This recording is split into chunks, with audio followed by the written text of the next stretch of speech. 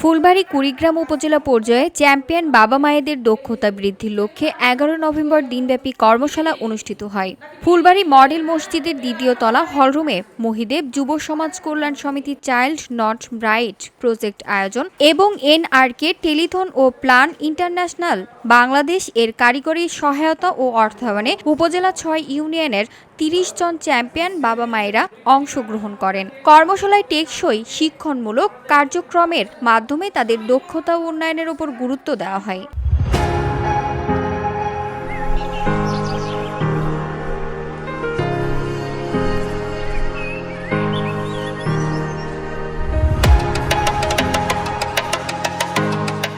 বাল্যবিবাহ প্রতিরোধে দক্ষতা উন্নয়ন টেকসই শিক্ষণমূলক কর্মশালায় বাল্যবিবাহ প্রতিরোধে কর্মপরিকল্পনা প্রণয়ন সম্পর্কে প্রশিক্ষণ প্রদান করে child not bright project technical officer Pratima Rani Roy.